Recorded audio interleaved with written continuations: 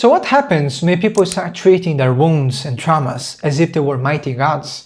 That's what we're going to explore today and what it takes to truly heal.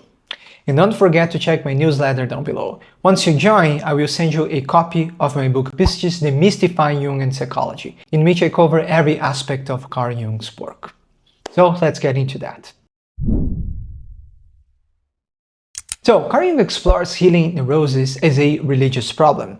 But when Jung uses the term God, he's not referring to a real existent metaphysical being. So Jung never explores if God really exists or not, but uses the term God in a psychological sense.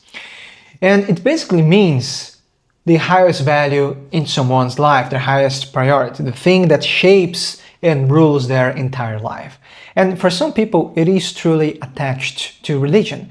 But for most people, God becomes work, a relationship, money, or an addiction to food, alcohol, sex, gambling, whatever. And it's interesting that even amongst religious people, usually something else occupies, the place of the highest priority.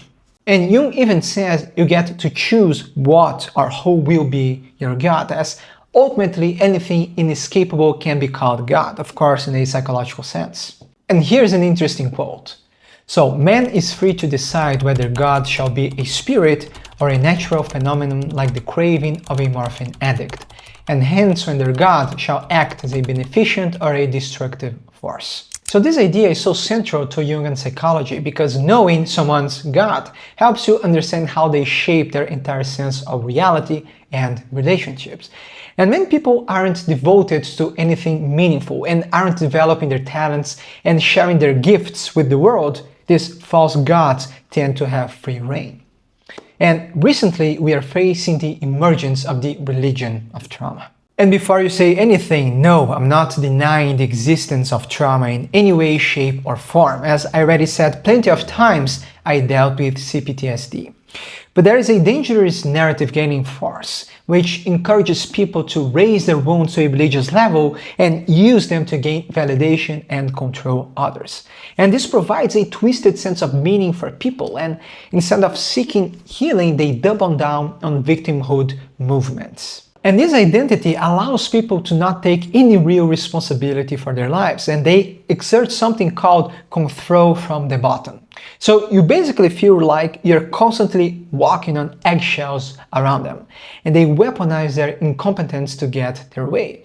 So these people live in a narcissistic headspace in which they don't want to put any effort into bettering themselves, learning a skill, and they don't want to serve anything or anyone but their egos. And it's sad, but there are a lot of people in the mental health field encouraging this narrative, saying that people can't ever heal, that they're a victim of their circumstances, and that nothing will ever get better.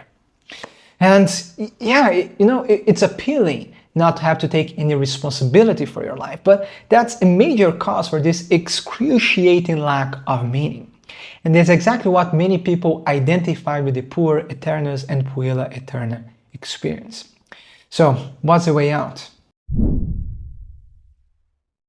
Well, Jung says the first step into healing neurosis is having a real moral confrontation.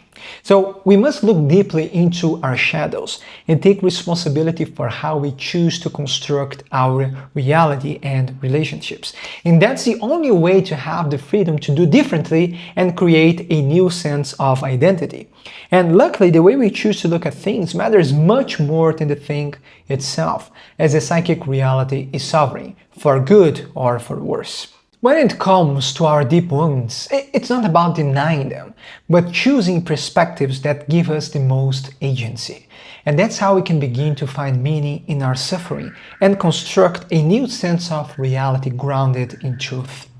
So healing is a religious problem, because if you don't actively strive to find something worthy, something destructive will replace it.